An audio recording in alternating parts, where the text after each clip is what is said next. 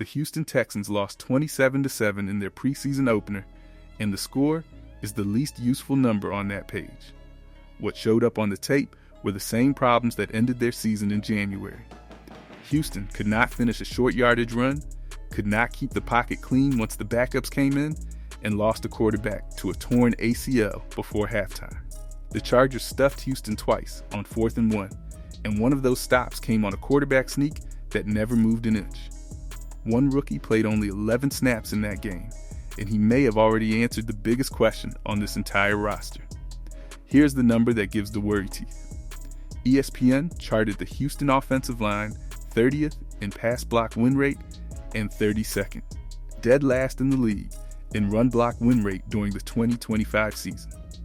General Manager Nick Caserio answered by replacing 3 of the 5 starting spots up front, spending a first-round pick on the interior, and leaning on his quarterback to help close one particular signing. That veteran addition is the hinge of this entire season, and the reason has almost nothing to do with his Pro Bowl selections. The uncomfortable part is what all of that winning actually bought. Houston finished 12-5, watched Jacksonville take the AFC South at 13-4, and never played a home playoff game. Everything in this breakdown comes from the Chargers tape, the injury report, and the contract sheet, so you can sort the real concerns from the August noise yourself. If you want the full picture on this roster before Week 1 arrives, subscribe now and you will have it before the Raiders game kicks off. Start with a record, because 12-5 flatters this team and hides the problem at the same time. Houston opened the 2025 season 0-3, then won 12 of its final 14 games behind a defense that carried the load. The offense scored 38 touchdowns across the entire year, only 9 of them on the ground, and the running game averaged 3.9 yards per carry on 475 attempts. Houston also converted only 11 of 19 fourth down tries, which is a staff hedging on its own short yardage calls. A team that wins that way is winning in spite of its offense rather than because of it. Now run the counterfactual, because the record lies a little here. One more win during that 0-3 September puts Houston at 13-4, level with Jacksonville, and the Jaguars' own playoff tracker noted that the Texans held the divisional record tiebreaker over them. That single September game is the difference between a home wildcard game and a January road trip to Foxborough. Nothing that happened in December fixed what happened in September. 3 losses in 3 weeks cost Houston a division title it had won in each of the 2 seasons before that one. Count the problems honestly, and there are 3 of them. The line could not move people in short yardage, the offense converted only 86 of 231 third downs, and C.J. Stroud posted the fewest passing yards and touchdowns of his career at 3,041 yards in 19 scores. DeMeco Ryans defended his linemen after the season, saying they played much better this year than we did last year. That was fair, and it still left Houston last in the league at moving bodies off the ball, which is why the roster looks different now.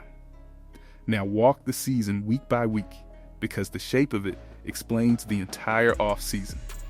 Houston lost its first 3 games, and the Week 3 trip to Jacksonville ended 17-10, which is the exact kind of game a functioning running game wins. The defense kept the season alive, while the offense went looking for itself.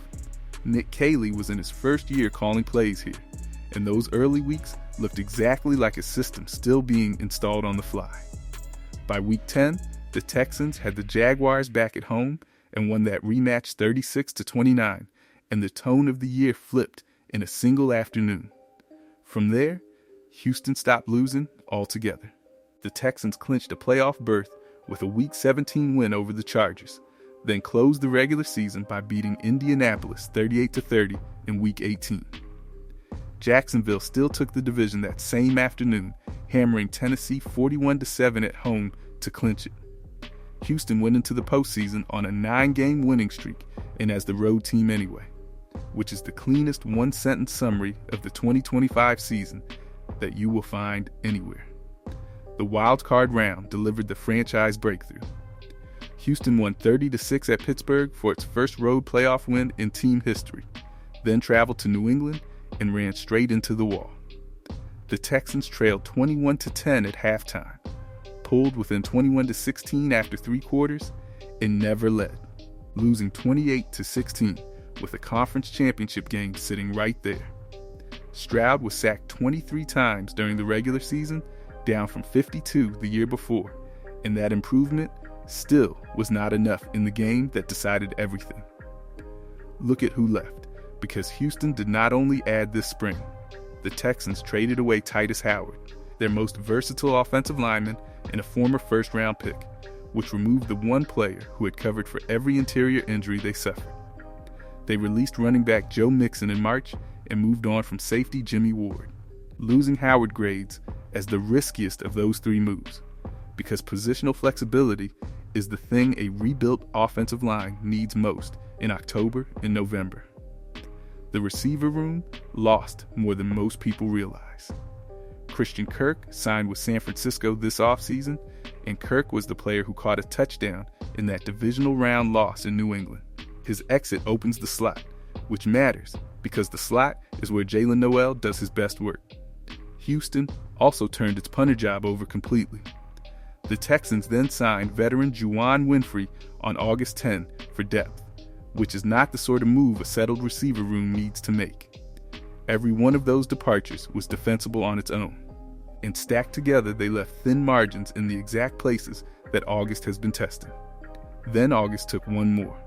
Graham Mertz tore his ACL on a non-contact scramble in the final seconds of the first half, and Houston placed him and running back Joshua Pitzenberger on injured reserve. Let me be fair here, because a third quarterback is not a season-altering loss on paper. It became one for a night, though, because Davis Mills had to stay on the field far longer than the plan called for, and Mills is the only healthy insurance the Texans carry behind their franchise quarterback. Now look at who arrived, and start with the signing this entire season leans on. Houston signed guard Wyatt Teller to a 2-year deal in March after 7 seasons in Cleveland, and Aaron Wilson of KPRC2 reported that C.J. Stroud did some personal recruiting to get him there. That is the human piece people skip past. A franchise quarterback almost never gets involved in guard shopping, and this one did it anyway, which tells you how the 2025 season actually felt from inside the pocket. The tackle spot got the same treatment. Houston signed former Colts right tackle Braden Smith to a 2-year deal, brought back Trent Brown as the swing tackle, and added Evan Brown from Arizona for interior depth. The Texans also traded with Detroit for running back David Montgomery, a downhill runner whose entire value is the 1 yard Houston could not get last season. Blake Fisher and Trent Brown give Houston 2 experienced fallbacks at tackle, and both of them took snaps against Los Angeles. 3 of the 5 starting spots up front changed hands, and that was the plan from the opening week of free agency. The defense got quieter additions. Safety Reed Blankenship arrived from Philadelphia on a 3-year deal worth $75 million, and Logan Hall signed for 2 years and $14 million to deepen the rotation behind Will Anderson Jr. and Danielle Hunter. Jadeveon Clowney came home to the team that drafted him first overall. Houston then added quarterback Brett Rypien on Saturday, and Rypien already knows this offense because he was with offensive coordinator Nick Caley on the Rams back in 2023. Now the draft class, because the answer to that opening question lives right here. Houston entered April with 8 selections and then traded picks 28, 69, and 167 to Buffalo to move up for pick 26. The Texans spent it on Georgia Tech guard Keelan Rutledge. Lance Zierlein of NFL.com described him before the draft as a burly, experienced right guard with excellent contact pop, which is the exact profile a team finishing last in run block win rate should have been hunting. Then, Houston narrowed the plan out loud. Rutledge is a right guard by trade, and the Texans moved him to center, where Aaron Wilson reported on August 10 that he sits first string on the unofficial depth chart. He won that job over Jake Andrews, who started 16 regular season games and both playoff games last season. There is a case against the move. Zierlein also flagged inconsistent balance and average pass protection range, and a rookie center makes the protection call on every single snap. The rest of the class already showed up. Tight end Marlon Klein, taken at pick 59 out of Michigan, opened the Chargers game with a 31-yard catch down the seam and played only 11 snaps all night. D'Amico Ryan said afterward that Klein shined early and praised him for blocking defenders 5 yards downfield. Fifth-round safety Kamari Ramsey intercepted Trey Lance in the red zone and added 2 pass breakups, though the Chargers went after him repeatedly, which is what every rookie safety should expect. Receiver Jared Wayne caught 3 passes in that same game, one of them in the end zone, and Ryans has spent this camp waiting on exactly that kind of night from him. One piece of business is still open, and it is the most expensive one on this roster. Kamari Lassiter made his first Pro Bowl in 2025 with 91 tackles, 17 passes defensed, and 4 interceptions across 16 starts. He played every defensive snap in 12 of those 16 games and finished 3rd on the team in tackles. PFF graded him 75.9 overall, which ranked 11th among 114 qualified cornerbacks and 7th at the position in run defense with an 83.0 grade. He turned 23 years old in January, and he is already playing like a top 10 corner in this league. The market moved twice while Houston watched it happen. Seattle gave Devin Witherspoon a 4-year extension worth $132 million with $101 million guaranteed, an average of $33 million per season, which made him the highest paid cornerback in league history.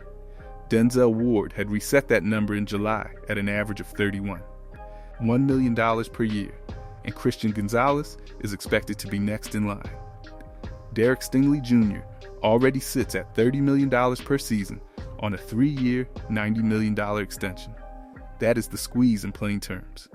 Lassiter is under contract through the 2027 season, which buys Houston time and also gives the market more time to keep climbing past him. Kalen Bullock came out of the same 2024 draft class and will want his own number soon enough. I keep coming back to this one because paying 2 corners at the top of the market while a quarterback extension waits behind them is the hardest math on this roster, and Nick Caserio has never solved a version of it this expensive. Here is the hierarchy as it stands today. The defense is the best unit on this team, and it is not particularly close, having allowed 4,713 yards last season, which comes out to roughly 277 yards per game. The rebuilt offensive line sits second, and it is the group that decides whether this season ends at 10 wins or 13. The receiver room is third, deep but unproven behind Nico Collins, with Tank Dell still working back and Jalen Noel slowed by a hamstring injury that receivers coach Ben McDaniels said should cost him a few weeks. Now stack the conditions on top of each other. If Keelan Rutledge holds the center job and Wyatt Teller stays healthy, Houston converts the short yardage plays that cost it a division title last season. If C.J. Stroud plays 17 games behind that group, his passing numbers climb back toward his rookie form. The biggest variable is not the quarterback, and it is not the defense. It is whether 3 new starters up front can communicate cleanly by late September, and the Chargers game answered nothing either way. Joint practices against Las Vegas this week give that group its last honest test before the games start counting. So here is my projection for this football team. I have Houston at 11-6, winning the AFC South, with Jacksonville sliding back into a wildcard spot. I could be wrong about the record, and I will not be wrong about the reason, because this entire season turns on the interior of the offensive line and almost nothing else. Tell me in the comments whether you trust a rookie center in January, and subscribe if you want the Raiders game broken down exactly like this.